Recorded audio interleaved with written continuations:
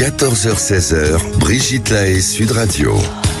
Bonjour à tous, nous sommes ensemble durant ces 2 heures sur Sud Radio et s'il y avait des explications scientifiques qui nous expliquent pourquoi l'amour peut s'éteindre et si ces explications pouvaient nous permettre de réanimer l'amour dans le couple. Eh bien, c'est ce que nous propose Lucie Vincent avec ce dernier livre qui sort à la fin du mois, Le cerveau des amoureux.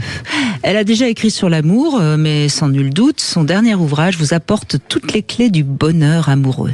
Mais attention, à condition que vous acceptiez quand même de travailler un petit peu, parce qu'il n'y a pas de recette miracle. Et puis nous verrons aussi quelle est l'importance de la sexualité, parce qu'après tout, n'est-il pas nécessaire aussi à un moment de comprendre à quel point c'est peut-être le sexe, ou en tout cas l'amour sexuel qui est capable d'aplanir bien des conflits dans le couple. En tout cas, durant ces 2 heures, vous allez apprendre à vous aimer mieux et ça, c'est déjà un très joli programme. Donc, si votre couple est un peu au ralenti, si vous avez l'impression qu'il est peut-être temps de vous séparer et que vous avez envie d'aide, eh bien, venez nous appeler et on vous aidera à relancer la flamme.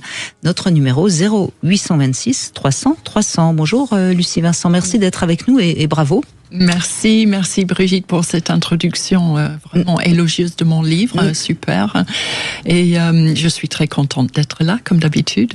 Alors, Le cerveau des amoureux, c'est aux éditions Odile Jacob. Alors, on le sait, vous êtes neurobiologiste, vous avez été chercheuse au CNRS, vous avez écrit beaucoup de livres, L'amour de A à XY. Vous avez travaillé aussi sur des livres qui parlent du corps, tout commence avec le corps.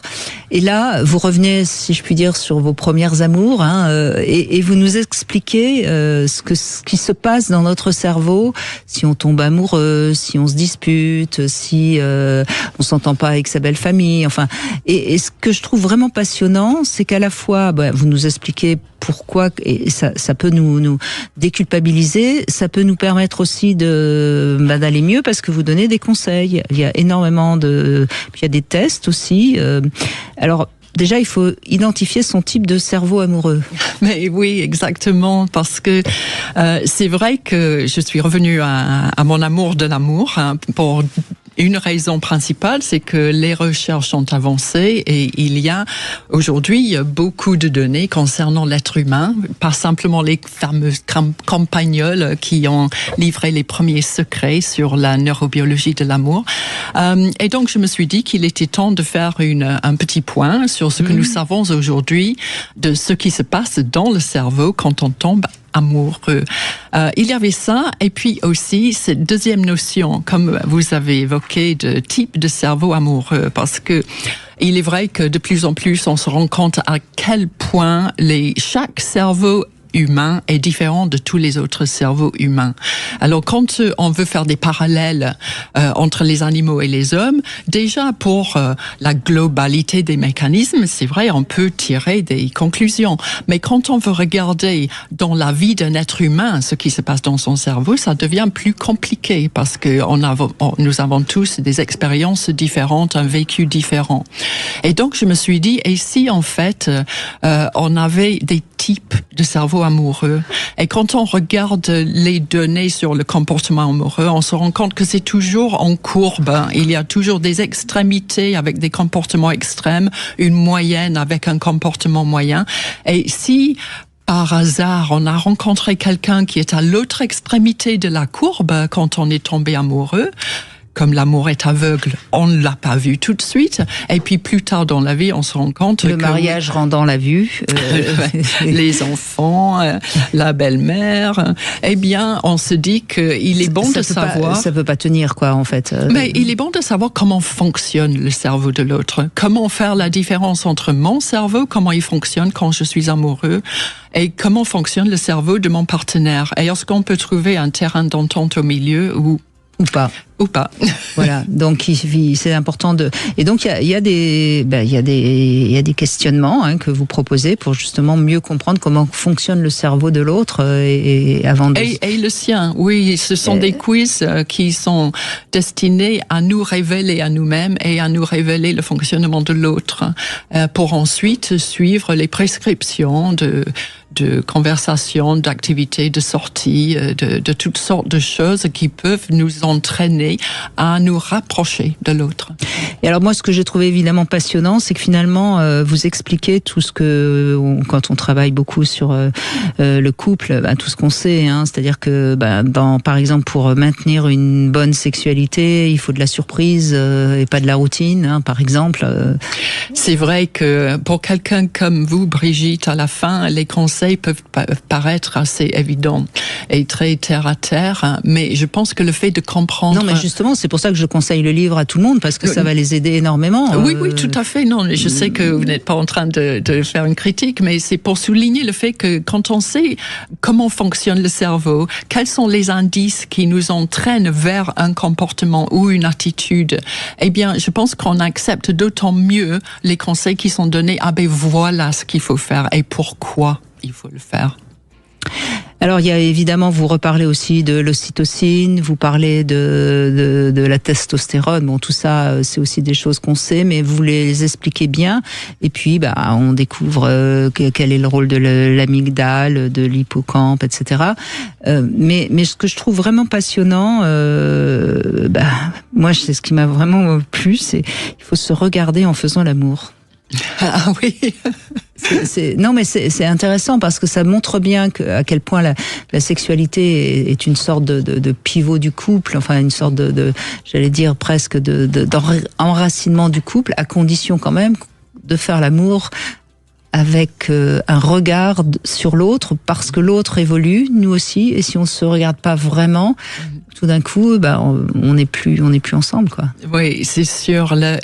Se regarder dans les yeux, c'est un acte fondamental. On parle beaucoup aujourd'hui de méditation pour travailler sur soi, mais je pense que cet acte en tant que couple, de se regarder dans les yeux, est très très bienfaisant, très révélateur. On lit énormément de choses dans l'expression des yeux. Et quand on est en train de faire l'amour, cet acte d'attachement doit être partagé entièrement. Et on ne peut pas le partager entièrement si on est en train de regarder ailleurs, de fermer. Bon, quelquefois, on ferme les yeux, mais pas tout le temps. Quelquefois, les ouvrir, interroger le regard de l'autre. Mais ça va il me semble, jusqu'à dire que, au fond, si on fantasme sur quelqu'un d'autre quand on fait l'amour, avec son partenaire, parce que on veut essayer de nettoyer les rancœurs et puis de s'exciter, c'est pas très bon. Mais c'est une autre forme d'amour, c'est toujours pareil. Il faut définir les termes quand on parle d'amour, parce que ça englobe beaucoup d'émotions et de fonctionnement. Alors vous parlez évidemment aussi de la jalousie, ce qui se passe dans le cerveau des gens très jaloux, et on voit bien que souvent c'est une déficience dans l'enfance. Et puis alors j'ai appris un nouveau mot. Compersion.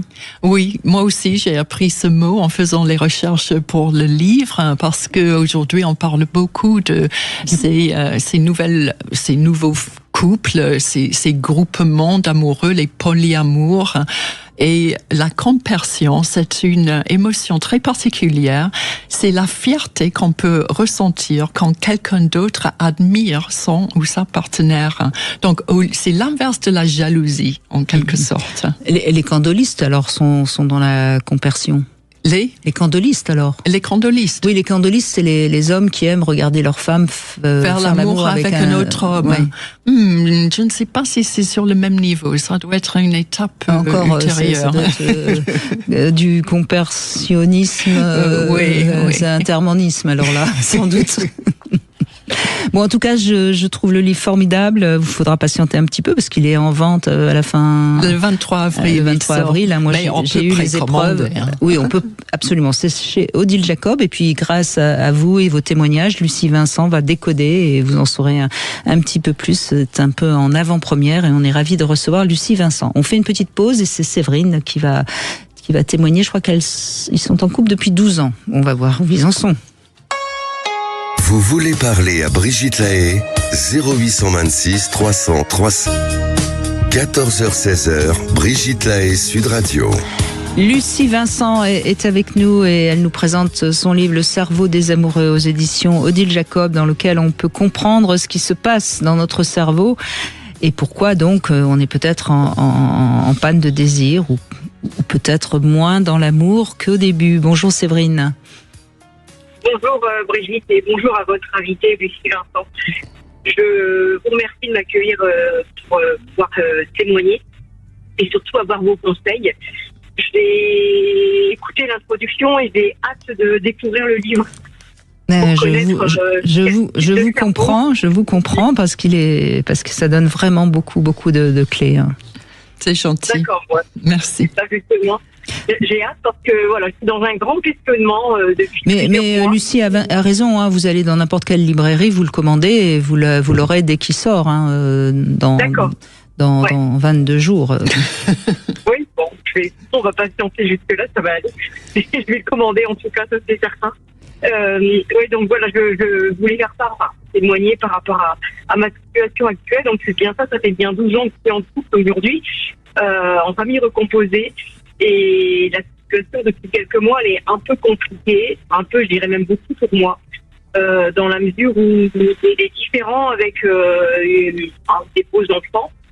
Comment dire, il y a une relation un peu particulière avec mon ex-papa, on va dire, et parce qu'ils entretiennent tous les deux une relation. Alors quand je dis particulière, oui. C'est une relation. Alors déjà, Séverine, c'est important ce que vous dites, et je crois qu'on va revenir. Séverine donc est dans une famille recomposée avec des beaux enfants, et visiblement c'est compliqué. Déjà, vous expliquez bien que quand il y a des problèmes avec la belle famille, ça crée dans le cerveau des tensions. Hein. Oui, en fait, une raison pour laquelle j'ai réécrit sur l'amour, c'est parce que il y a des chercheurs aujourd'hui, en parlant de l'attachement, disent que ce n'est pas autant le couple qui est au centre de notre structure sociale, c'est notre réseau social. Et donc, j'ai abordé un petit peu le chapitre sur la belle famille sous cet angle-là, en disant que quand on se met en couple avec quelqu'un, on se met en couple avec la personne, mais aussi avec ses amis, sa famille, sa mère, son père, ses frères, ses sœurs, ses cousins quelquefois, et puis même ses collègues de travail. On est en train de créer dans son cerveau des liens d'attachement vers tout cet autre monde. Donc déjà pour commencer, c'est compliqué parce que on va pas avoir le même type de lien qu'a son partenaire avec ces personnes. Et d'autant plus que toutes ces personnes-là ont un lien privilégié avec son partenaire. Et je souligne dans le livre le fait que il y a des personnes dans ce réseau qui croient avoir priorité. Par exemple, une mère avec son enfant, si on est mère, on sait à quel point c'est un lien qui reste pour toute la vie et qu'on garde vraiment.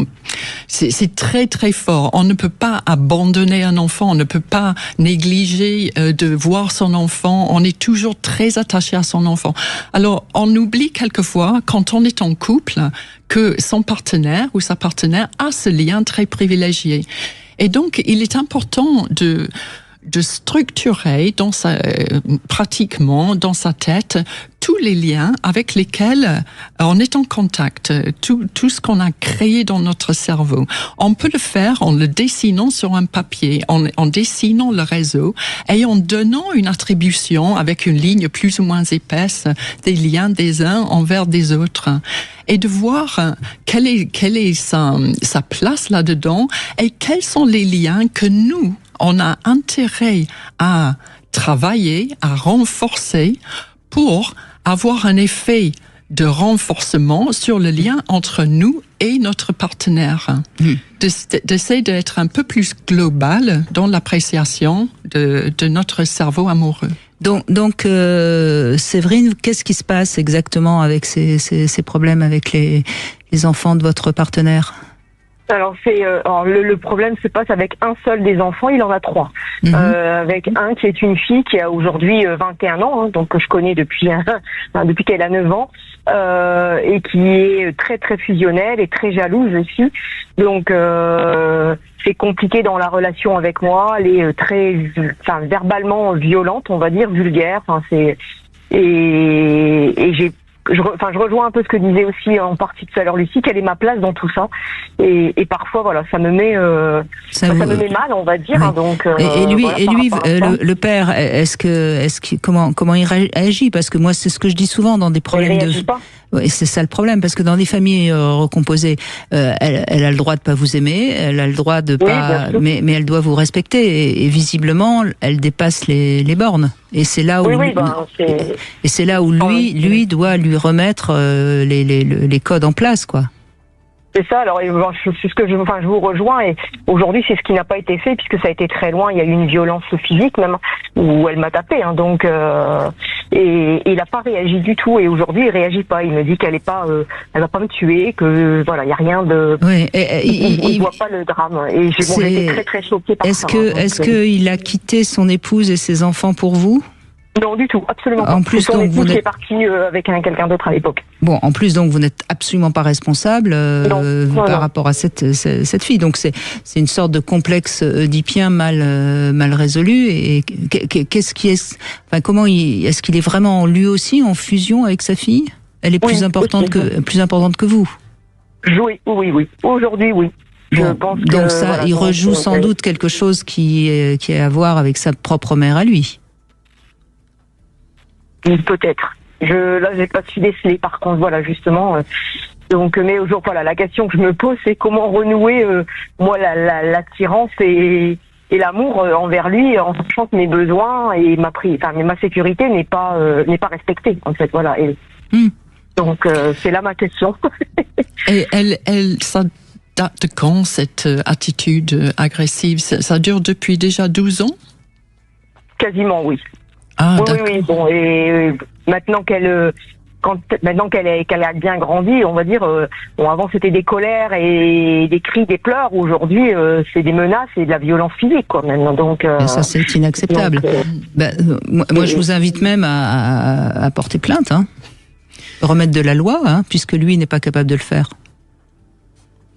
Oui, mais c'est là où moi, il faut que je travaille à ce niveau-là. Enfin, par contre, parce qu'effectivement, j'avoue que vous osez pas poser vos limites. Je pas le faire, non plus. Ça, mais en même temps, ça peut provoquer le clash dans le couple, hein, si vous allez porter plainte. Mais en même temps, en portant plainte, vous remettez la fille dans un cadre de la loi que visiblement son père n'a pas su faire.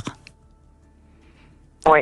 Et ses frères et sœurs dans l'histoire, ils sont différents parce que vous dites qu'ils sont 3. Oui, mais surtout, alors avec les frères et sœurs, ça se passe très bien, il n'y a aucun souci. Mais il a une autre fille avec qui ça se passe pas comme ça. Oui. Ah non, pas avec qui ça se passe pas bien, c'est ça?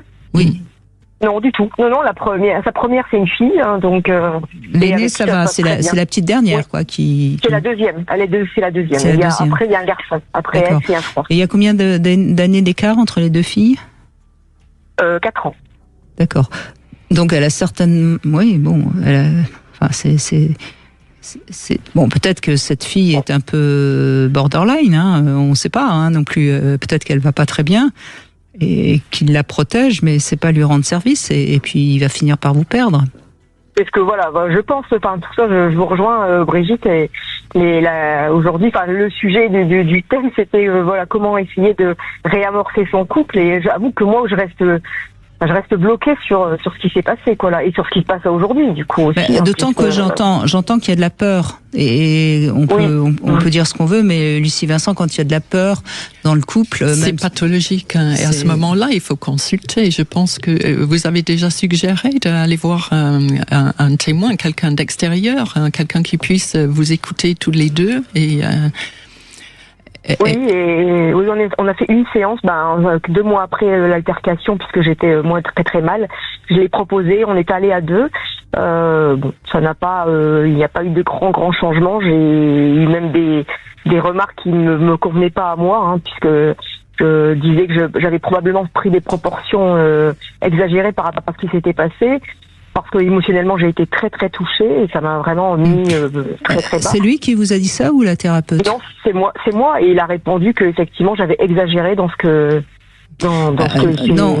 Séverine, Séverine, c'est votre ressenti, oui. C'est donc votre vérité. C'est peut-être pas la vérité, en tout cas c'est pas la sienne, mais c'est votre vérité et votre ressenti. Donc ne le négligez pas. C'est comme ça. Vous n'y pouvez rien. C'est comme ça que vous avez réagi et ressenti les choses.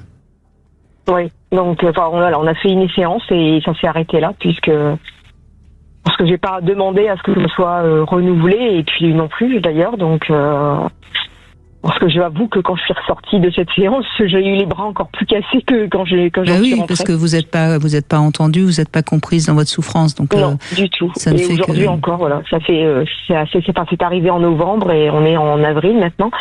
Et puis j'ai l'impression que c'est pas entendu. Donc et vous parlez avec la mère de cette fille ou pas? Pas du tout, elle non plus d'ailleurs. Elle ne parle pas non plus à sa maman. Oui, donc elle a focalisé sur son père. Oui, complètement. Donc en plus elle est en danger, vous voyez. Donc vous avez tout intérêt à remettre de la loi parce que ça ne peut que elle va sans doute être convoquée à la gendarmerie et ça va lui faire un électrochoc, hein. Oui. Bon, je vais tenter d'appliquer. Je crois que ça, de toute façon, ça va vous aider déjà à ce qu'il y a quelque chose qui se passe de vraiment réel et sérieux dans votre famille. Ouais, d'accord. Parce que vous n'avez pas à être attaqué et agressé par cette fille.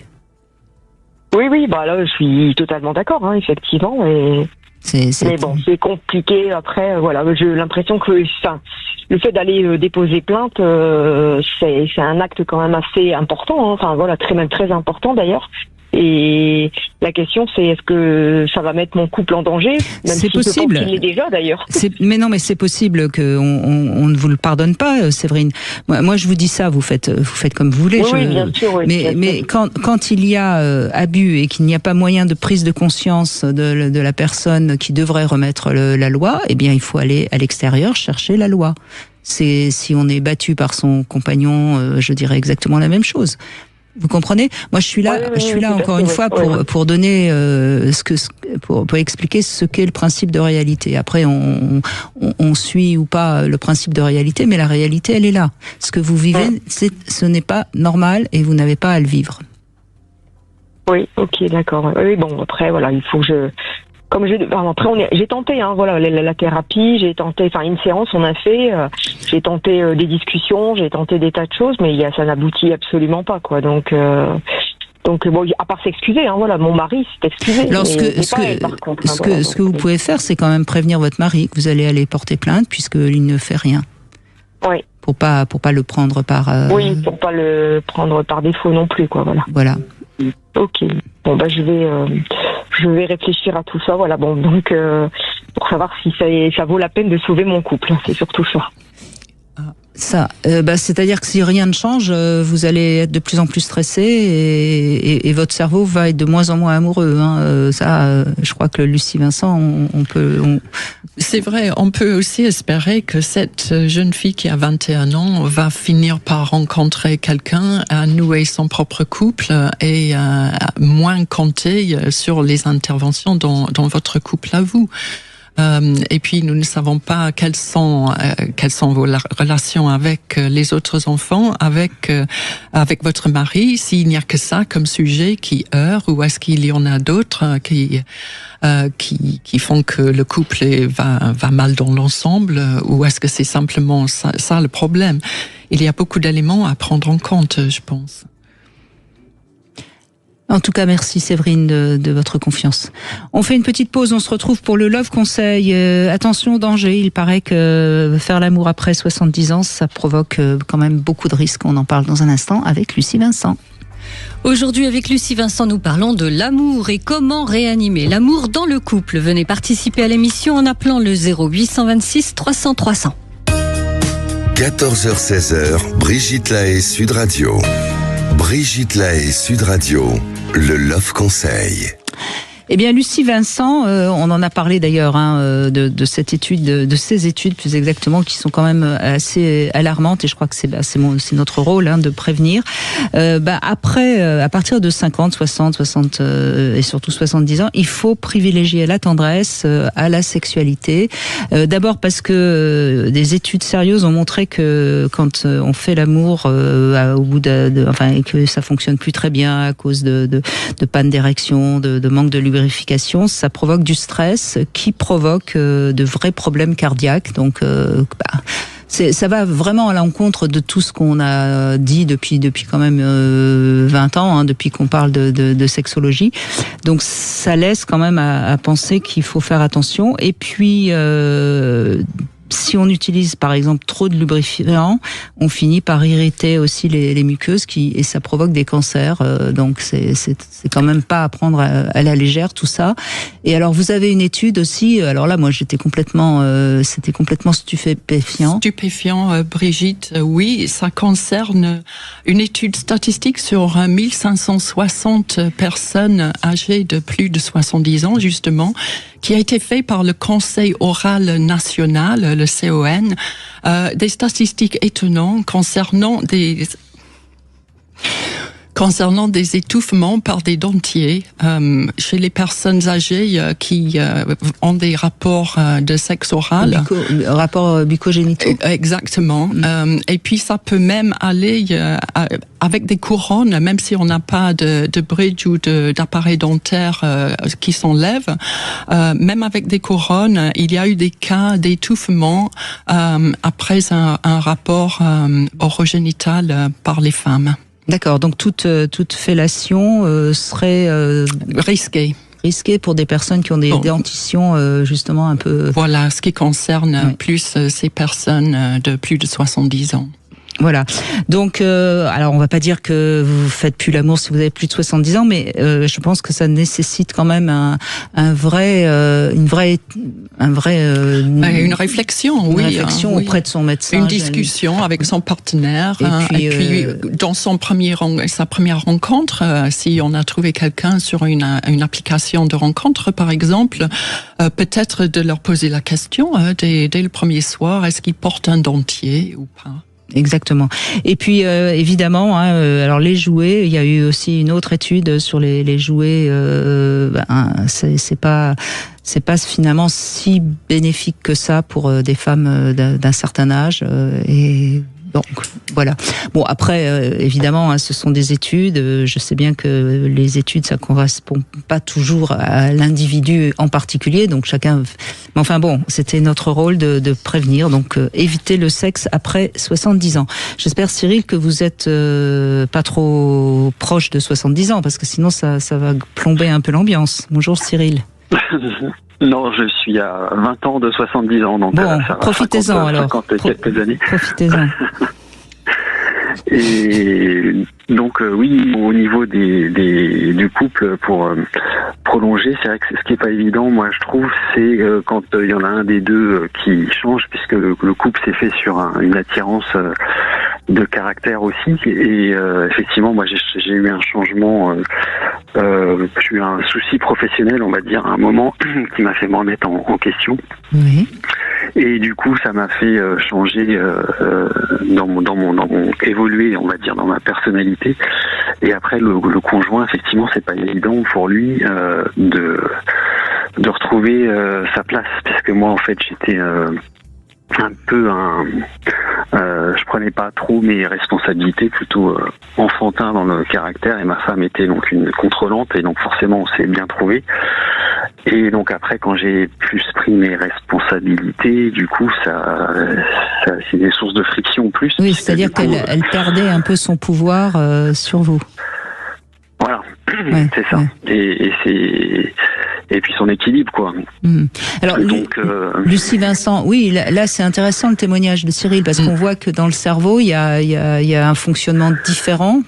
Mais c'est ce qu'on disait tout à l'heure sur le fait que tous les cerveaux humains sont individuels et différents des uns des autres. Et pourquoi ça? C'est parce que justement, notre cerveau se modifie en fonction du vécu.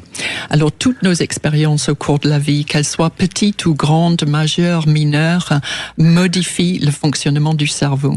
Alors, là où on a trouvé un cerveau en équilibre avec un autre cerveau pendant quelque temps, s'il y en a un qui évolue dans un sens et un autre pas du tout, ou dans un autre sens, effectivement, on peut se trouver dans un couple qui ne fonctionne plus, où on n'a plus ses repères, où on n'a plus les mêmes plaisirs dans les interactions.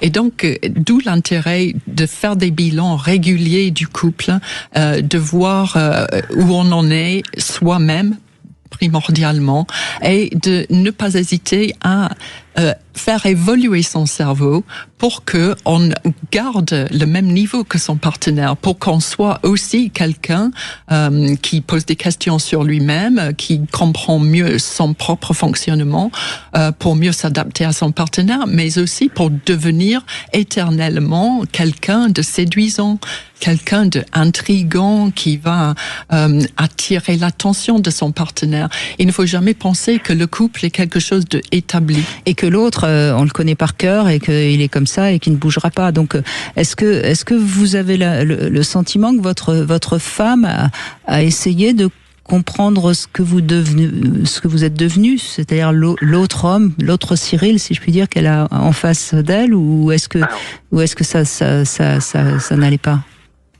Oui, je pense qu'elle a compris. Par contre, elle n'a pas souhaité se remettre en question, évoluer. C'était pas dans son esprit, dans son état d'esprit. Et donc, oui, j'ai dû batailler effectivement pour parce qu'on parle souvent de faut pas faire changer l'autre, mais bon, je suis moyennement convaincu quand même par ça, parce qu'il faut bien un moment que l'autre évolue si on veut maintenir une relation. Certains parlent du jeu et puis du nous.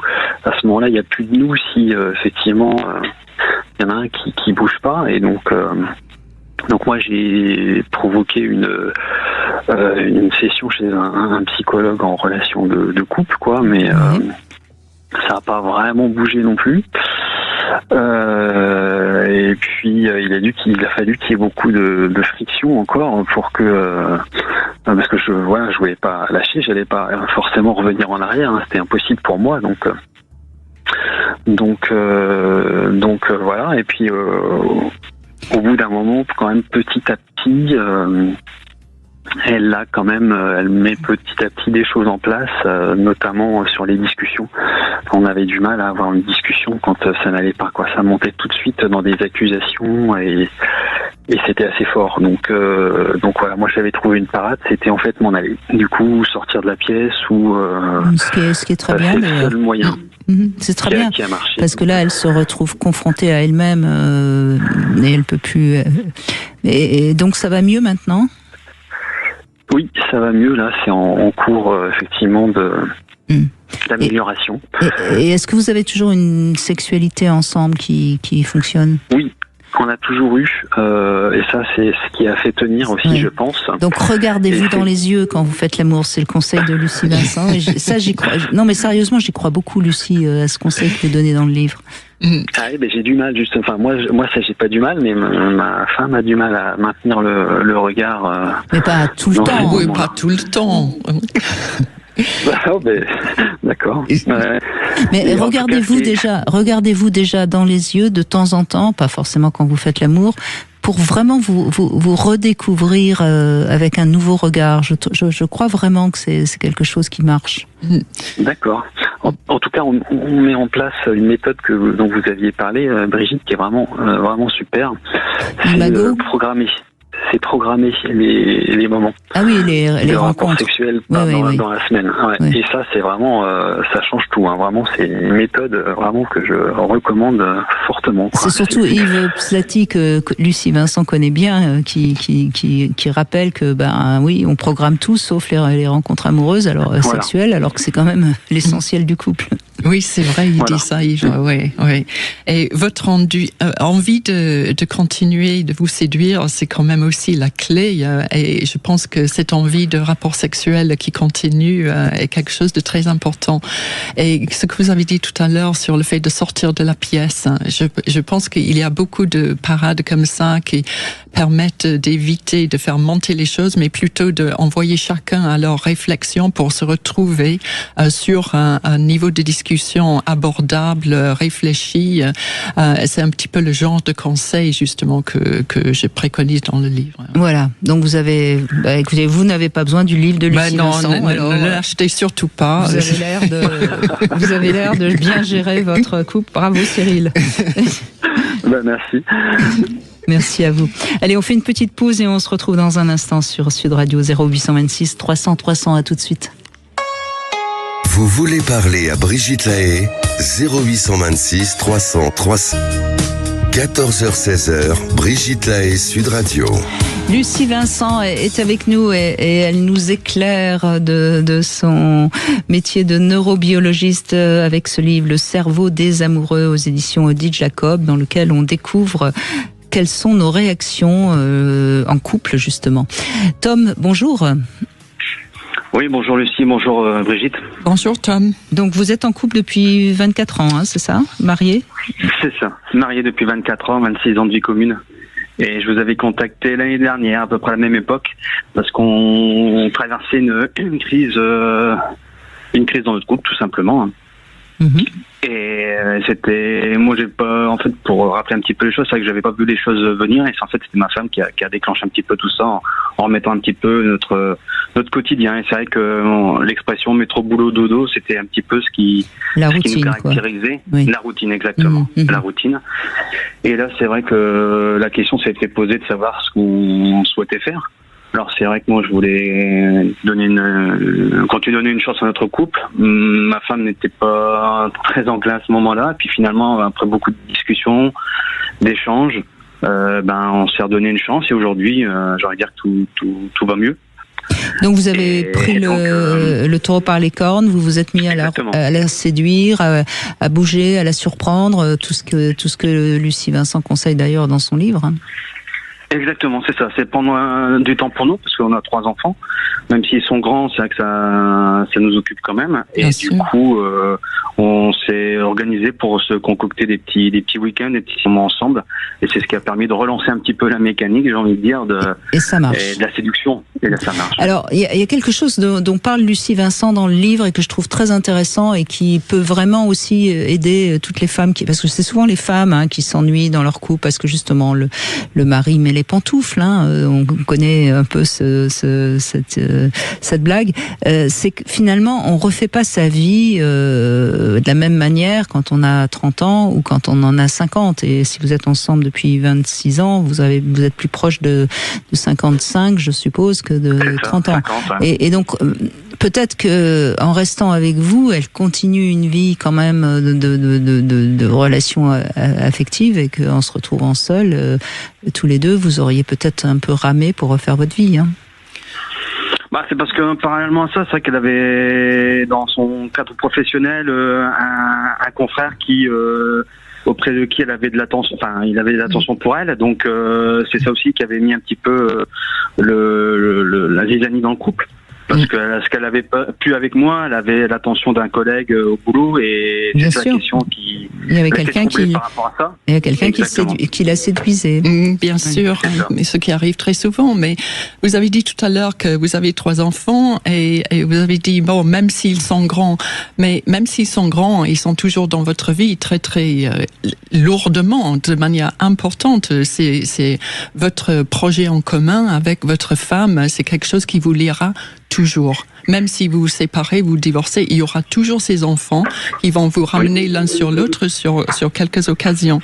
Et je pense qu'on ne pense jamais assez aux capital social que nous avons établi dans notre cerveau. Et toute cette vie, tous ces 24, 26 ans que vous avez ensemble avec votre femme, ça a établi dans vos deux cerveaux un ancrage en commun essentiel qui vous lie l'un à l'autre, et de casser tout ça sur une histoire de flirt qui va peut-être devenir une histoire amoureuse qui va durer peut-être 3 ans, mais vous abandonnez quelque chose qui est vraiment constitutionnel à votre bien-être, hein.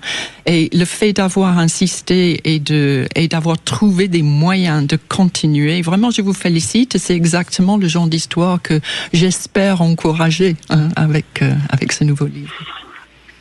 C'est exactement ce que j'avais mis dans la balance, entre guillemets, en disant voilà, on a une famille, on a des enfants, on a eu des difficultés avant qu'il y ait cette crise-là, et on a toujours su les surmonter. Donc c'est vrai que c'était un petit peu tout ça, un sorte de bilan en fait de notre vie ensemble que j'ai mis en avant. Et puis après je lui ai dit, mais non, je peux pas te forcer à rester avec moi si tu m'aimes pas, mais réfléchis bien, quoi, parce que voilà. Ben bravo, hein. Mais maintenant il vous reste plus qu'à programmer des rapports sexuels et vous êtes aux anges. Ça va. Ça va. Non, mais c'est vrai que ce que vous avez construit ensemble, ça reste de toute façon imprimé quand même dans une partie de votre cerveau, hein, quoi qu'on en dise. Et puis, pour arriver à recréer un lien avec tout cette toile sociale, c'est compliqué, parce que d'abord il faut retrouver une personne qui vous convienne chacun. Et puis 25 ans. Il y a ça, mais il y a aussi le fait que ces liens qu'on crée dans le cerveau, en fait, c'est physique. Hein. Ce n'est pas juste un truc imaginaire comme une toile d'araignée en nuage. Ce sont des liens entre des neurones. Ça demande du temps et des expériences pour les créer. Et donc, il faut le faire avec les années ensemble. Et plus on passe d'années ensemble, plus ça devient établi et fort et enrichi, etc. Et donc, quand on parle de refaire sa vie, mais c'est franchement impossible. On ne peut pas revenir en arrière et revivre des années avec la jeunesse qu'on avait à l'époque. Et donc, la force des liens qu'on va créer quand on a 50 ans avec quelqu'un ne va jamais être la même qu'avec quelqu'un qu'on a connu quand on avait 20 ans et qu'on a fait des enfants ensemble et on a vécu toute notre vie professionnelle avec les hauts et les bas, etc. Et donc, il faut quand même réfléchir à cette notion de refaire sa vie. On ne refait pas une vie. On fait peut-être une deuxième vie différente, mais on ne refait pas une vie. Oui, et puis dans ce qu'on entend, Tom, votre couple, il est quand même solide. Enfin, il y avait des fondations qui allaient bien. Parce que bien sûr que quand on se dispute tous les jours et qu'on se jette les assiettes sur la tronche, il vaut peut-être mieux se séparer, hein. Mais quand on a un couple qui, alors bien sûr, il n'y a plus l'état amoureux du début. Ça, mais il y a des choses. Je suppose qu'il y a une grande affection entre vous. Vous pouvez compter l'un sur l'autre. Enfin, il y a des tas de choses qui. Oui. Qui ont de la valeur, quoi.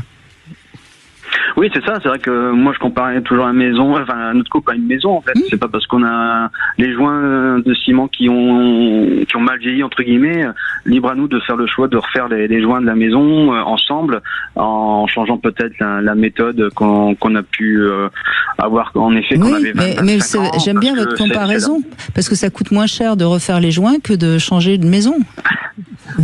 Oui, c'est vrai aussi, mais c'est vrai que dans les différentes discussions que j'avais eues avec ma femme, c'était ça, c'était que c'est pas parce qu'il y a un pan de la maison qui s'effondre qu'on doit tout détruire. Autant essayer de refaire cette partie-là de la maison, peut-être autrement, pour que ça dure plus longtemps, parce qu'elle s'est fragilisée avec le temps. C'est vrai qu'à 20-25 ans, quand on s'est rencontrés, c'est d'abord la passion, l'amour. Après, c'est nos vies professionnelles qui ont impacté aussi notre quotidien. C'est vrai qu'on est tous les deux par notre activité professionnelle et extra-professionnelle. Donc c'est vrai qu'on n'avait plus beaucoup de temps pour nous deux. Et c'est ça, en fait, qui a commencé à créer des fissures dans le couple. Alors moi, c'est vrai que j'avais tellement la tête dans le guidon, j'ai envie de dire que je le voyais pas.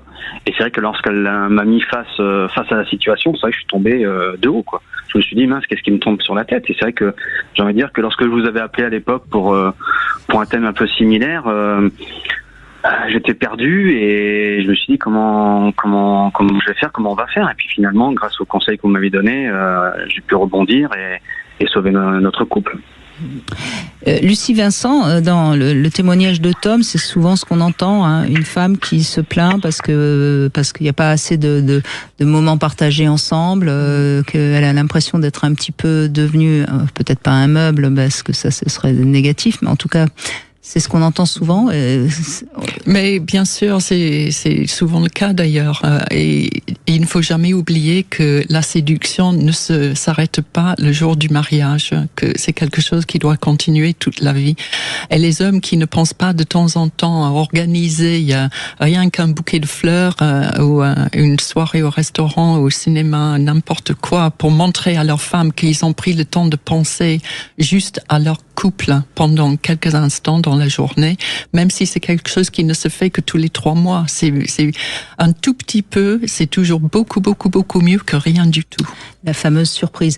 Et alors je précise, hein, il faut que ce soit une surprise, parce que si vous offrez des fleurs tous les vendredis à 15h, c'est plus une surprise. Hein. non, mais Et personnellement, j'aime pas les fleurs coupées, donc... Bon, d'accord. Le message est clair. Merci beaucoup, Tom. On va se retrouver, bien sûr, après les infos. Alors, bon... Vous avez entendu un Love Conseil qui conseillait donc de ne pas faire l'amour après 70 ans. On en reparle après les infos de ce Love Conseil, mais je vous rappelle qu'on est quand même le 1er avril, donc voilà. Ne soyez pas trop inquiétés si vous nous écoutez et que vous avez plus de 70 ans. Comment rallumer la flamme dans un couple? On en parle aujourd'hui avec Lucie Vincent. Vous souhaitez participer à l'émission? Notre standard vous attend, 0826 300 300. 14h-16h, Brigitte Lahaie, Sud Radio. Et nous sommes aujourd'hui avec Lucie Vincent à l'occasion de la sortie de ce livre le 23 avril, Le cerveau des amoureux, aux éditions Odile Jacob, dans lequel vous expliquez ce qui se passe dans notre cerveau quand on est amoureux, quand on désire, quand on est infidèle et quand on reste en couple longtemps. Alors, le Love Conseil, tout à l'heure, on disait que c'est dangereux de faire l'amour après 70 ans. Alors, évidemment que c'était un 1er avril, évidemment qu'on risque pas d'avoir des problèmes cardiaque si on fait l'amour. Je suis étonnée quand même que personne n'a réagi au fait qu'on pouvait s'étouffer sur un dentier quand on... Oui, vous m'avez... Alors, on a failli rire, hein, d'ailleurs, en plus, tellement c'est énorme ce que vous nous avez raconté. Cette fameuse enquête auprès de je ne sais combien de personnes. 1560 personnes par le Conseil oral national. Conseil oral national, ça fait con, hein. Bon, en tout cas, vous avez bien travaillé. Hein. Donc, n'est-ce pas ? Cela dit, imaginons un pénis en pleine érection qui tape sur le dentier un peu fort. Oui. Il est possible que le dentier... Il est possible. Oui, hein? C'était pas totalement ridicule. Non. Non, mais je n'ai rien vu dans la littérature concernant cette éventualité. Voilà, et on risque pas de pour l'instant. On risque pas de cancer en utilisant des lubrifiants. Heureusement. Et on peut utiliser les jouets intimes. Il n'y a pas de contre-indication. Rien n'est contre-indiqué, rien. Voilà. Il faut le dire, parce qu'en plus, je suis tout le temps à me battre contre des gens qui disent le sexe après, chez les vieux, c'est dégoûtant. Mais non, c'est merveilleux et très souhaitable. Et d'ailleurs, je dis toujours que le fait de faire l'amour en vieillissant, c'est un des moyens qui vous permet d'avoir une sorte de bain de jouvence naturel, parce que quand on fait l'amour, on libère des hormones et des neurotransmetteurs et on dupe quelque part son corps en donnant l'impression qu'on est toujours fertile, c'est-à-dire jeune. Et donc c'est vraiment un moyen naturel de rester jeune, de faire l'amour. Oui, et puis en plus, je crois que c'est très bon pour le système immunitaire, donc ça renforce la santé.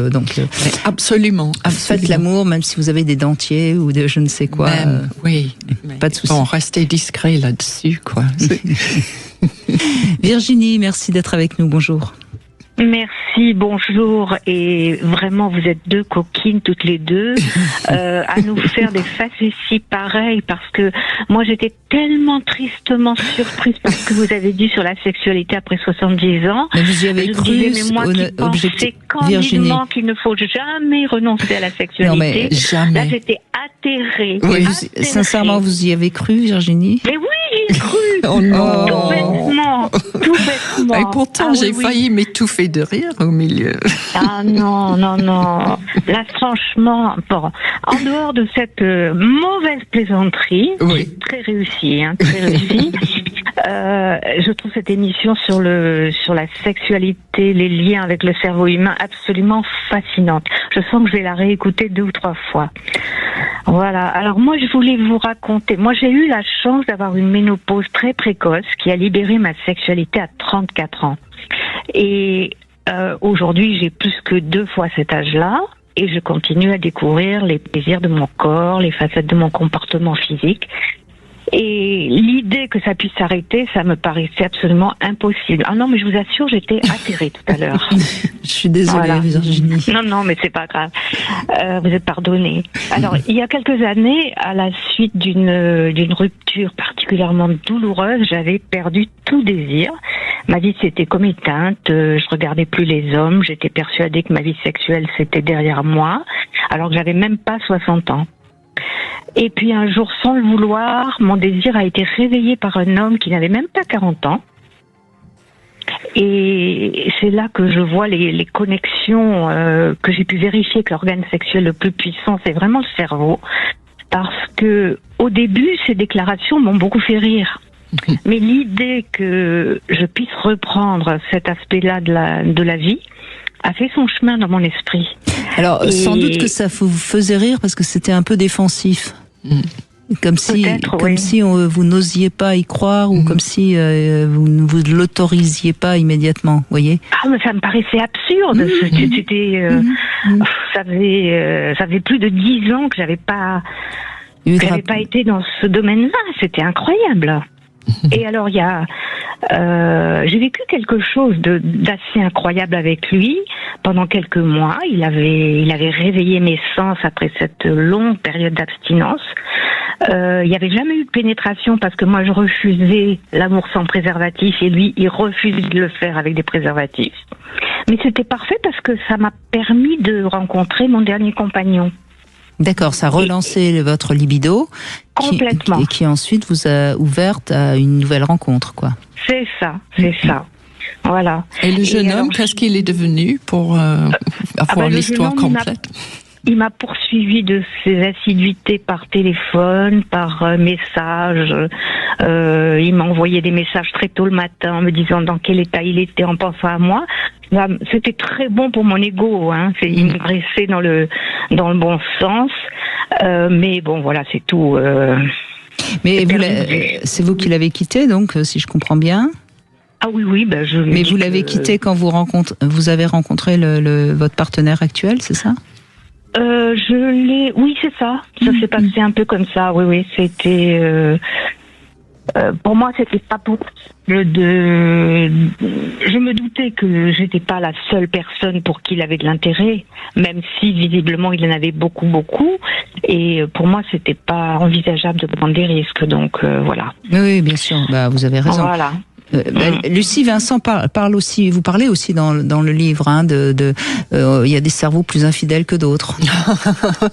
Oui, même aujourd'hui, il y a beaucoup de recherches sur les différences génétiques entre les personnes plus aptes à être infidèles que les autres, et on a trouvé justement des marqueurs génétiques de l'infidélité, ce qui intéresse certaines personnes, on peut dire, en disant, qui peuvent se dire, ben oui, mais tu vois, ma chérie, c'est pas de ma faute, c'est parce que héréditairement, je dois être infidèle. Cela étant dit, on peut comprendre aussi que c'est pas parce qu'on a un gène qui nous pousserait à être plus infidèle qu'on est obligé de passer à l'acte. Hein. Mais loin de là, d'ailleurs, quand on regarde les études, les différences de comportement, c'est vraiment pas tout ou rien. Hein. C'est des petites nuances dans les pourcentages qui tournent toujours autour des 50%. Donc c'est comme les élections présidentielles. Mais la question, et là je pose vraiment la question à la neurobiologiste que vous êtes, Lucie Vincent, Mais on peut penser aussi que lorsqu'on a, par exemple, des ancêtres qui ont été infidèles, nos gènes se sont un petit peu habitués à être infidèles, si je puis dire. Enfin, vous parlez de l'épigénèse. Merci, parce que le nom... Mais j'ai reconnu le phénomène. Et ça aussi, c'est un sujet de recherche de plus en plus important, où on voit que le vécu influe beaucoup sur la transcription des gènes. Alors, par exemple, il y a beaucoup de travail sur le développement chez les tout petits. Quand ils sont développés dans un environnement où ils ont beaucoup de soins, beaucoup d'attention, eh bien, plus tard dans la vie, ils reproduisent ce même comportement, même si génétiquement, ils n'ont pas les gènes pour ce comportement-là, parce que il y a une modification des gènes en fonction du vécu, qui modifie par la suite leur taux de transcription dans le cerveau, en l'occurrence, pour produire des récepteurs et des neurotransmetteurs. Alors, le vécu est très important. Mais ça, c'est une très bonne nouvelle. Enfin, en même temps, c'est une très bonne nouvelle si on a un bon vécu. Si ça va dans le bon sens. Oui, si c'est dans l'autre sens, oui, c'est malheureux. Oui, parce que ça aussi, ça change le comportement. Et d'ailleurs, quand on interroge les personnes en prison, on se rend compte qu'il y a un pourcentage, mais phénoménal, mais majoritaire même, de personnes qui ont connu une enfance malheureuse avec des mauvais traitements. Et donc, on peut tout à fait comprendre qu'il y a eu une modification de leur transcription génétique pour produire des comportements un peu plus agressifs, un peu moins empathiques envers les autres. Et ça, c'est pas un poisson d'avril, c'est sérieux. Ah oui. Alors, Virginie, vous êtes avec ce nouveau compagnon depuis combien de temps?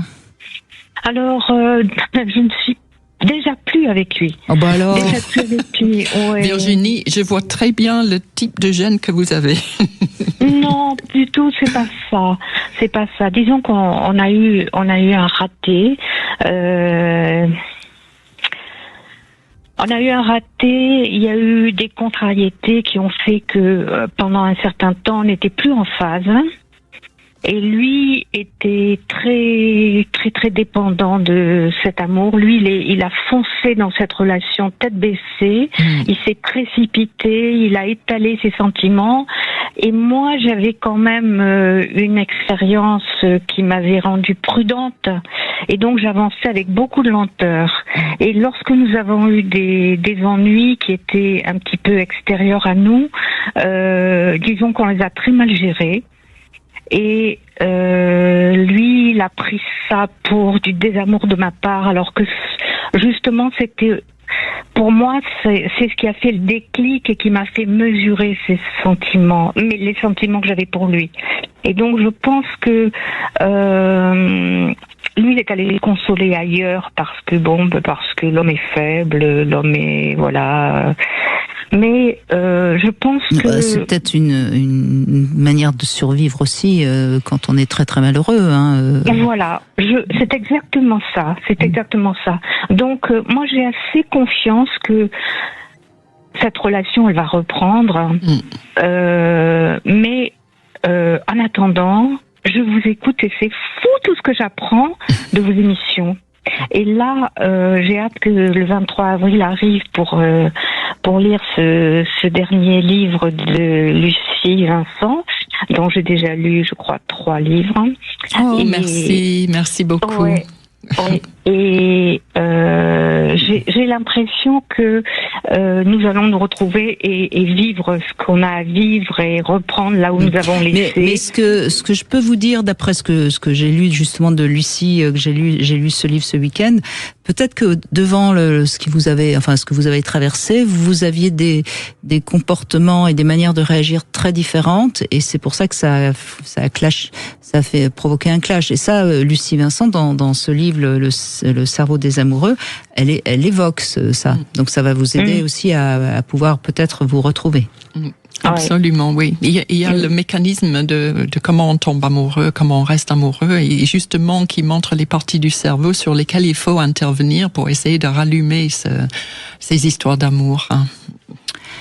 Donc voilà, c'est aux éditions Odile Jacob. Vous pouvez déjà le commander d'ailleurs, et puis vous l'aurez tout nouveau, tout beau, fin avril. Merci beaucoup Virginie, on fait une petite pause et c'est Stéphane qu'on retrouve dans un instant.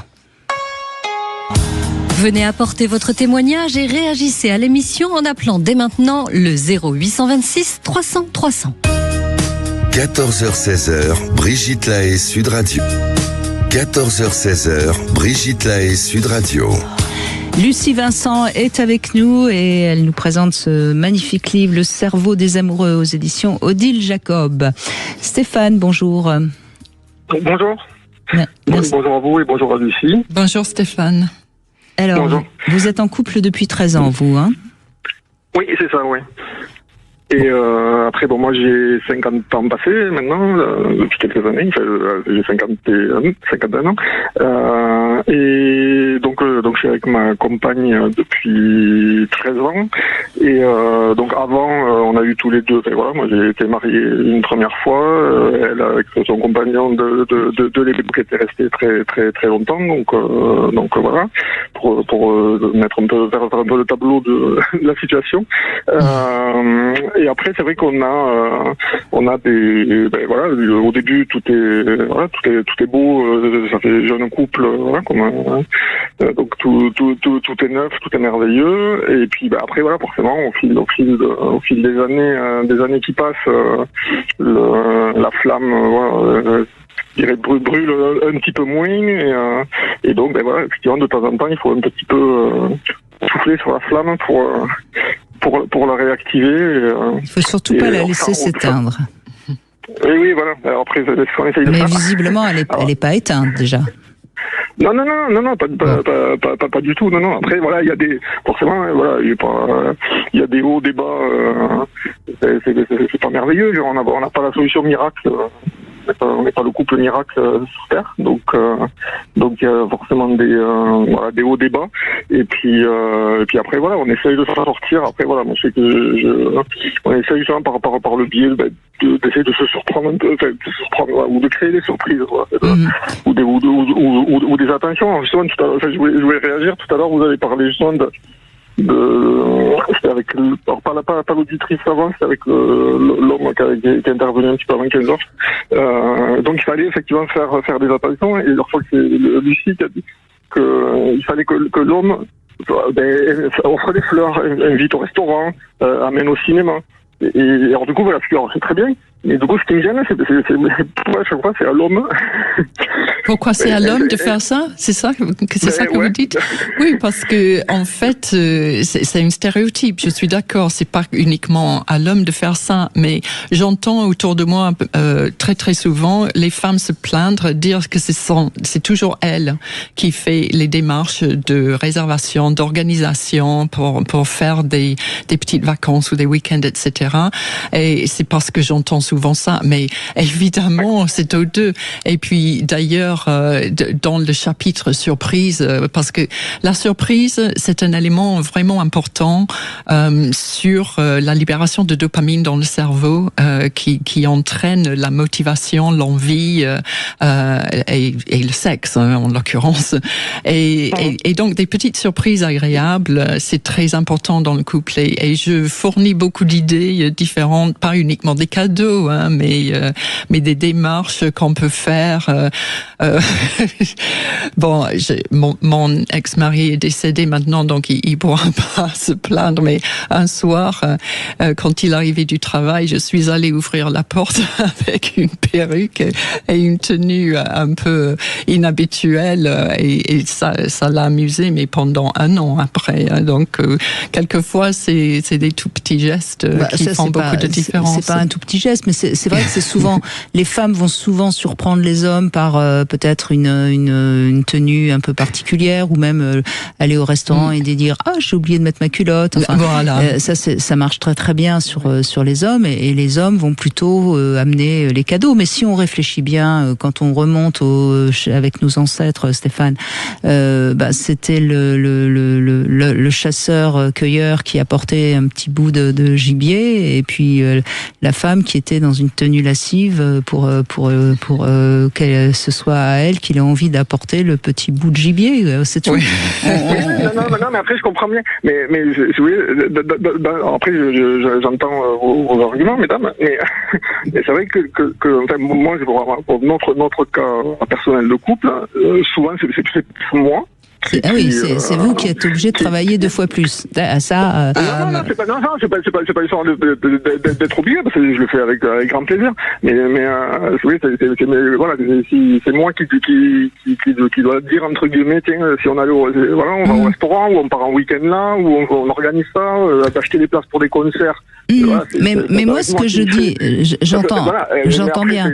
Mais elle doit quand même de temps en temps faire un petit effort de trouver quelque chose pour vous surprendre. Et c'est peut-être ça qu'il faut lui demander. Après, elle fera ce qu'elle pourra, mais elle pourrait de temps en temps faire quelque chose. Je sais pas, envoyer un petit SMS. Vous voyez, c'est juste lui faire comprendre que une petite surprise, c'est sympa. Alors il faut pas que vous lui disiez fais-moi une petite surprise le 5 avril à 19h, parce que ce sera plus une surprise. Je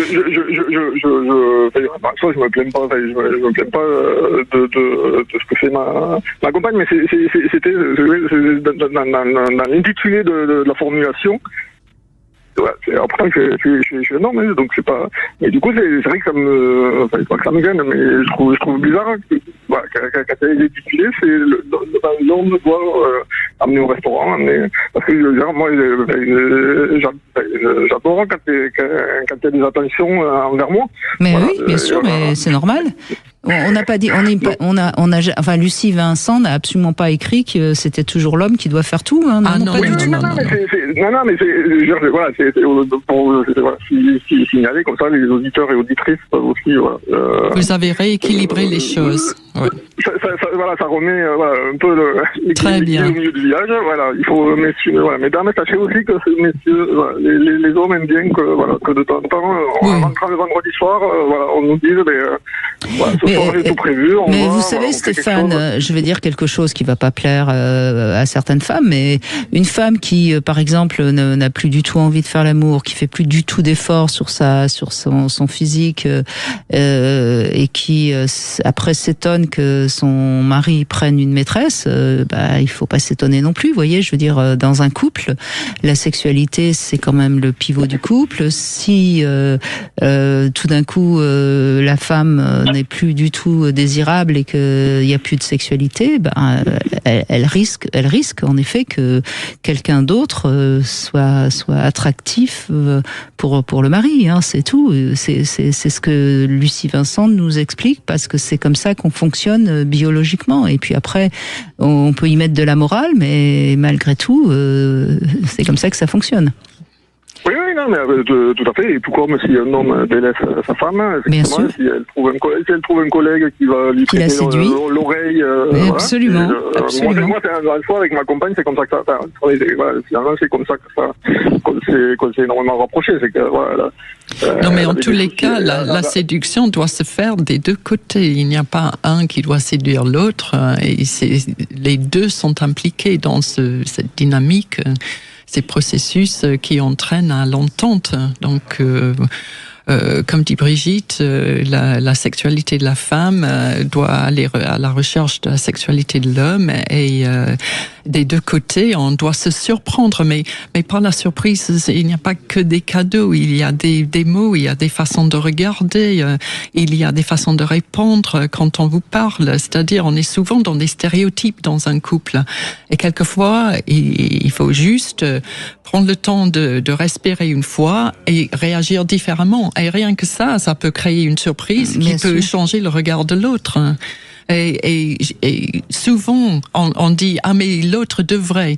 Mais si on fait soi-même, souvent on provoque chez l'autre ce qu'on attend. Donc, il y a à regarder le couple de toutes les facettes et prendre un petit peu de recul quelquefois. Merci beaucoup Stéphane. On continue avec le sexo conseil. On va parler de la sexualité. Est-ce réellement le baromètre du couple? On va tester aussi un jouet intime avec Katia. Et puis vous pouvez vous aussi venir réagir sur Sud Radio 0826 300 300. À tout de suite. Sud Radio. Sud Radio. Parlons vrai. Parlons vrai. Sud Radio. Parlons vrai. Brigitte Lahaie, Sud Radio. Le sexo conseil. Alors, vous parlez bien sûr beaucoup de sexualité aussi dans ce livre, le cerveau des amoureux aux éditions Odile Jacob. Et donc, vous allez pouvoir réagir à mon love conseil. Est-ce que la sexualité, c'est le baromètre du couple? Moi, je pense que il faut plutôt mettre le terme intimité qui indique la qualité de la relation. Ouais, absolument. C'est un mot que je dis de plus en plus souvent. Je pense que ce mot intimité est extrêmement fort et compte pour beaucoup dans l'établissement. Parce que par exemple, on peut faire l'amour assez souvent, mais sans se regarder. Et du coup, on n'est pas réellement en harmonie parce que il y en a peut-être un d'ailleurs qui cède aux avances répétées du partenaire et qui finit par de plus en plus le détester. Voilà, donc on peut faire l'amour très souvent sans pour autant penser que ça renforce le lien amoureux, comme on peut faire l'amour pas très souvent, mais éprouver un amour fort et solide.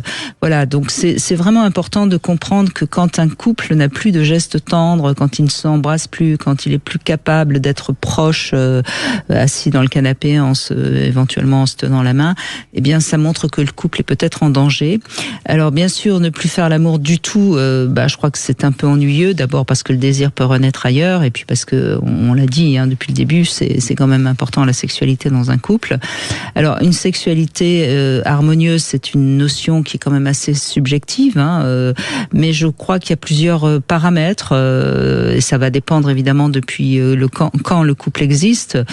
C'est sûr qu'un couple qui existe depuis 20 ans aura moins de rapports sexuels qu'un couple qui vient de se rencontrer. L'âge des deux partenaires aussi, la libido baisse quand même avec l'âge, même si elle ne s'éteint pas. Voilà, donc tout ça c'est à comprendre ensemble. Et c'est rare quand un couple va pas bien que la sexualité soit harmonieuse. On peut pas se faire la guerre toute la journée en quelque sorte et faire la paix sous la couette. Donc c'est important de communiquer sur le sens qu'on donne à la sexualité et à l'amour, et puis de trouver ensemble son juste équilibre. Et c'est quelque chose sur lequel je pense que vous êtes d'accord avec ça. On n'est pas assez éduqué sur comment parler du sexe, parce que le fait de se raconter quand on a fait l'amour, comment je l'ai vécu, ce que ça m'a fait, si c'était bien, pas bien, ce que j'aurais aimé de plus, de moins, etc. Je pense que les couples ne se donnent pas le temps ou même juste le savoir-faire. Et vous en parlez d'ailleurs dans ce livre, Le cerveau des amoureux. Il y a beaucoup de gens qui sont incapables de parler de leur sexualité après, avant, pendant, Oui. Alors que pourtant c'est bien d'échanger, mais déjà rien que de dire à l'autre qu'est-ce que tu m'as bien fait jouir, c'est un compliment rien que ça, oui. Qui forcément renforce l'amour. Oui, absolument. Et c'est vrai qu'on parle de l'éducation sexuelle chez les jeunes aujourd'hui beaucoup, et les failles en particulier. Et il y a, pour commencer, le vocabulaire. Comment mettre des mots sur les actes sexuels, sur ce qu'on vit. Et je pense qu'il y a beaucoup à faire concernant cette éducation-là. Et on a quand même actuellement un petit retour du puritanisme. Donc et puis je crois qu'on est assez d'accord là-dessus. Si on n'a pas une sexualité harmonieuse, ça ouvre la porte à l'extérieur. Et on est malheureusement obligé de reconnaître que c'est encore une des premières causes de rupture, l'infidélité. Je trouve ça dommage parce que je pense que l'infidélité n'est pas forcément une raison de rompre. Mais ça reste encore... Absolument, je crois qu'il y a des façons plus graves d'être infidèle qu'une infidélité sexuelle, en fait. Et j'ai toujours pensé que dans les films à Hollywood, on exagère énormément les répercussions d'une infidélité. C'est jamais agréable, c'est jamais souhaitable. Mais est-ce que c'est la fin de, encore une fois, ce réseau, ce tissu de liens qu'on a établi avec son partenaire dans son cerveau? Est-ce qu'on va tout casser sur une nuit d'égarement, quelquefois pour des raisons de ivresse ou autre, où il n'y avait pas tellement de contrôle? Je pense que la sexualité si on a une sexualité harmonieuse, je pense que c'est un outil extrêmement utile dans un couple. Je pense que ça peut sauver beaucoup de choses quand on est en bonne entente sur la sexualité. Mais il faut jamais que ça soit un tout ou rien. Bien sûr. Lucie, Vincent, on a Katia maintenant qui revient, qui a testé pour nous ce jouet. Alors je vous le montre. Lucie, c'est une sorte de... Comment dirais-je ? De champignon, dans un gros champignon. Dans un sous-bois. Oui, ça vous fait sourire, Katia. Oui. Bonjour Brigitte, bonjour Lucie. Bonjour. Alors, je vous dis d'abord comment ça s'appelle. C'est un vibromasseur 3 en 1 Butterfly pour culotte de la marque Yoba. Oh. Donc ça veut dire quoi? Ça veut dire qu'il faut le mettre dans sa culotte, Katia? Eh bien écoutez, Brigitte, j'ai décidé de vous présenter Butterfly sous forme de chronique humoristique, comme un poème érotique. Ah, bah écoutez, on est tout parce oui. que quand je suis inspirée, et c'est le cas, je fais des rimes, figurez-vous. Allez-y. Alors, avec son packaging explicite dès sa réception, je découvre un papillon en érection. Il s'annonce comme un vibromasseur pour culotte. Cela promet d'être hot. 3 en 1 pour 3 fois plus de plaisir. Point G, clitoris et vulve pour mieux nous faire jouir. 2 fois 10 modes, vibration et tapotement. Ultra silencieux, ça c'est important. Fourni avec sa télécommande et câble de recharge USB pour une praticité en toute liberté. Enfin, il est résistant aux éclaboussures. Waouh, ma curiosité est au taquet pour sûr. L'envie de le découvrir au plus vite et de passer à la pratique m'excite. D'une prise en main très agréable, en silicone rose au toucher très doux, je le trouve très confortable. En le regardant, j'imagine un papillon sur le dos, doté d'un sexe en érection assez gros. Gâté par la nature, ce petit papillon, me dis-je. Un corps et un sexe de même dimension, de quoi avoir le vertige. D'une largeur de main, il épouse mon anatomie. Enveloppant, je ressens déjà une belle alchimie. Promesse tenue, ce joujou est multi-orgasmique. Voilà, je vous explique. Le godemiché, dans le vagin, stimule par vibration le point G. La bouche du papillon stimule le clitoris par tapotement sans danger. Les ailes et les antennes titillent la vulve pour encore plus d'effet. Voilà mon avis, Brigitte. Que ce soit en plaisir solitaire pour les indépendantes, avec un partenaire façon culotte vibrante, ou en accompagnant une pénétration anale pour les plus gourmandes, avec Butterfly, vous ne regarderez plus jamais un papillon de la même façon. Bah écoutez Katia, je sais pas quelle note vous lui donnez, mais moi je vous donne 10 sur 10 pour pour votre poème. Bravo, franchement, vous avez du talent, hein, parce que franchement, c'est très gentil, merci. Non, mais on vous a suivi avec beaucoup de plaisir, franchement. Donc il est assez top, hein, visiblement. Ah oui, moi je lui mets un bon 9. Oui. 9 sur 10, oui. C'est vrai que moi au début je le trouvais pas, mais d'après votre description poétique, on a l'impression que oui, ça donne envie. Oui. Ça donne envie. Hein. Eh ben merci beaucoup Katia. Ce vibromasseur, donc 3 en 1 Butterfly pour culotte de la marque Yoba. Vous le trouvez bien sûr sur le site concordelove.fr. Je rappelle que avec le code promo Sud Radio 15, vous avez 15% de réduction, valable évidemment sur tout le site web, pas seulement pour cet objet. Et puis celui-là, je vais le faire gagner à quelqu'un. Hein. Si vous avez envie de le gagner, il vous suffit de vous inscrire sur sudradio.fr et puis de signaler que vous allez participer à une émission. Pas forcément aujourd'hui, hein, et vous recevrez donc ce jouet. Merci beaucoup Katia. On continue avec Véronique qui nous rejoint. Bonjour Véronique. Bonjour Brigitte et bonjour Lucie. Bonjour Véronique. Je voulais apporter mon témoignage dans le sens où on surprend l'autre. Oui. Alors moi dans mon couple, j'avais instauré que chaque vendredi, à chacun son tour, on organisait une surprise pour l'autre. Donc ça veut dire que ça pouvait passer d'aller au cinéma, au restaurant, de partir le week-end entier, de faire une surprise dans notre intimité. Mais c'était chacun notre tour, de façon à ce que ni l'un ni l'autre ne soit lésé dans la démarche. Et c'était vraiment quelque chose qui marchait super bien. Ça permettait aussi de découvrir plein de choses. Et voilà, je voulais apporter mon témoignage pour dire qu'on peut toujours faire quelque chose pour l'autre, mais il faut avoir un peu d'imagination et puis d'imagination et de travail. Mais vous dites c'était parce que vous n'êtes plus ensemble ? Je suis plus avec ce conjoint, non. Je suis en couple depuis 2 ans et on habite assez loin, mais à chaque fois qu'on se voit, je fais le même schéma de créer la surprise. Quand je vais chez lui, c'est lui. Quand il vient à la maison, c'est moi. Donc vous avez la notion de puis sans doute beaucoup d'imagination. Le seul danger dans ce que vous racontez de se faire une surprise chacun son tour le vendredi ou le samedi, c'est qu'il y a des personnes qui sont vraiment très très fermées à l'imprévu. Donc il faut, ce qui était visiblement pas le cas de votre ex, puisque ça marchait bien. Non, pas du tout, pas du tout. Après, ça pouvait être un restaurant, un cours d'œnologie. C'était vraiment vaste, mais on se faisait vraiment plaisir. Parce que je sais que lui, ça lui faisait plaisir. Et quand il me faisait une surprise, ça me plaisait toujours. Et vous avez tenu combien de temps Alors, on a tenu 5 ans. Ah oui, pas mal quand même. 5 ans, ouais. 5 ans à continuer tous les vendredis à se faire une surprise. C'est ça. Alors, on passait beaucoup, si je peux le dire, je sais pas, par Groupon, où il y a plein de choses.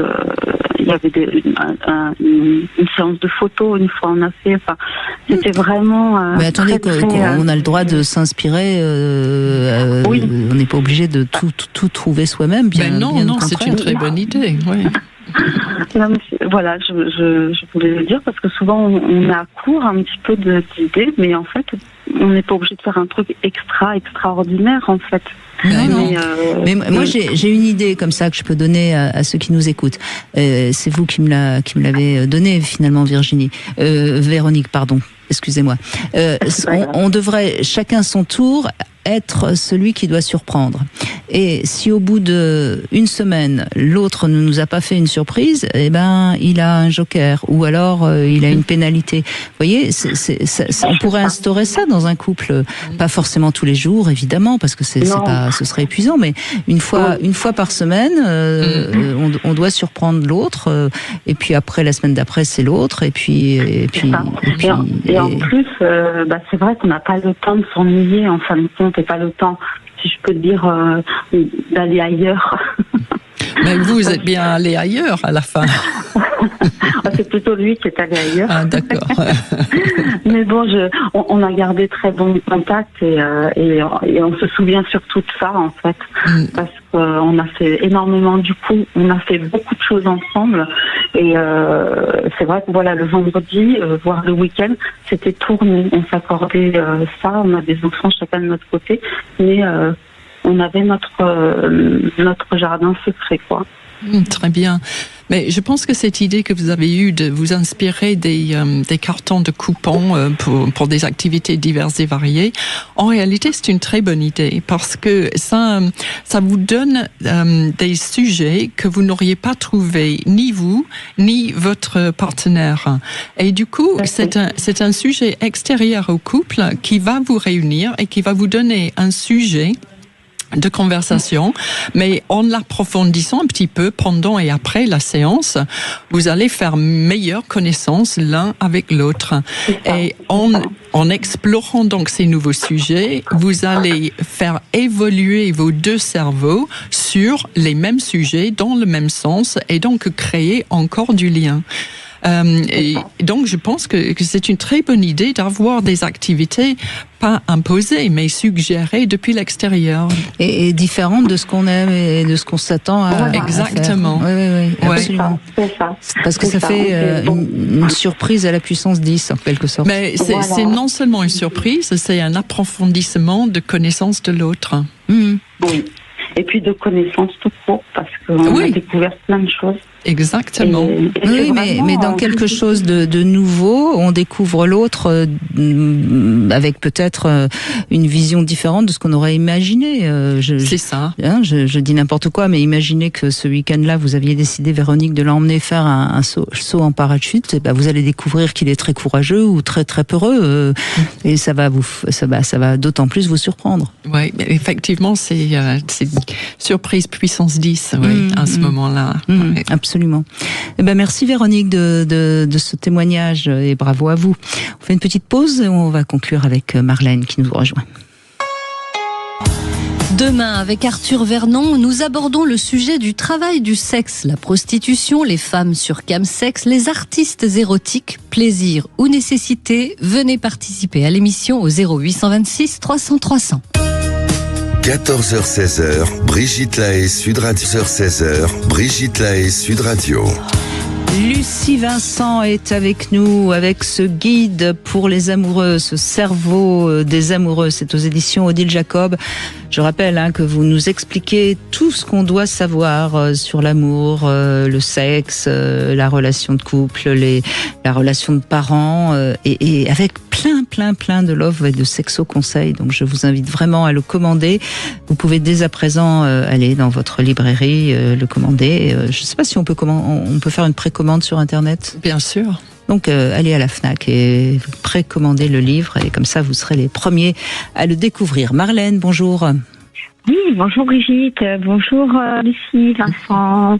Bonjour Marlène. Je suis contente de passer à l'antenne et de voir, en fait, de dire aussi mon expérience à moi qui est un peu dure, mais je pense que c'est une étape à passer. En fait, je pense que notre vie, elle est faite d'étapes. C'est vrai. Et on peut pas avoir que du bien, que du bon. On peut aussi avoir des choses à essayer de combattre ou de guérir. Et actuellement, je suis dans une période. Alors, je sais pas, ça peut être aussi l'effet miroir par rapport à nos parents. On réplique sans le vouloir ou quelque part on le réplique sans le vouloir, mais on le sait. Donc quelque part il y a quelque chose. On est très marqué par notre couple parental, oui. Bien sûr. Voilà. C'est notre plus grande influence pendant tout le temps de notre développement le plus important. Donc oui, bien sûr. Parce qu'à 20 ans, on pense pas du tout à ça. On a l'impression qu'on va être complètement différent.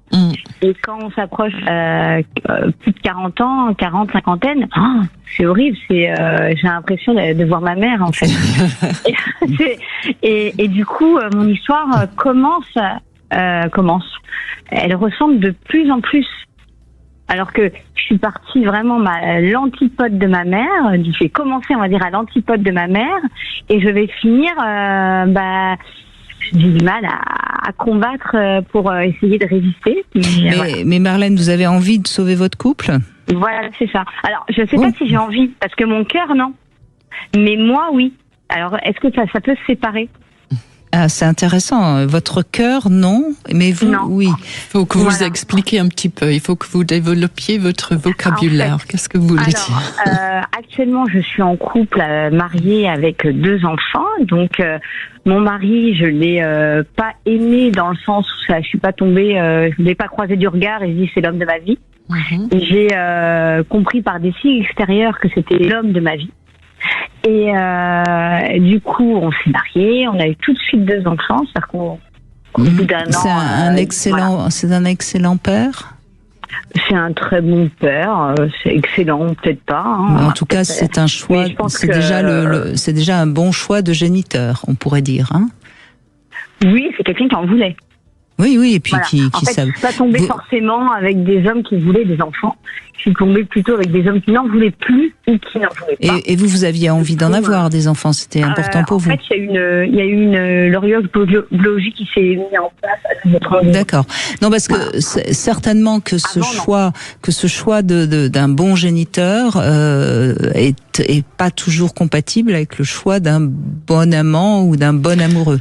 Ça, c'est tout un sujet. Il y a des recherches qui montrent d'ailleurs que les désirs des femmes, enfin plutôt le choix de partenaire des femmes, se modifie au cours du cycle menstruel en fonction des hormones qui sont libérées. Et effectivement, au moment de la plus grande fertilité, quand on risque d'avoir un enfant, on est plutôt tendance à choisir, comme vous avez dit, l'homme de ma vie, l'homme avec qui je vais avoir des enfants, qui va être un très bon père, qui va s'impliquer dans leur éducation. Et aux autres extrémités du cycle, quand on n'est pas fertile, mais à ce moment-là, notre choix est porté sur le bad boy qui va nous faire mener une vie excitante, dont on risque de amoureux et qui va nous briser le cœur. Donc ça, c'est votre raison qui parle quand vous parlez de l'homme de votre vie, et quand vous avez dit c'est mon cœur dit non, c'est quoi votre cœur? Comment parle le cœur?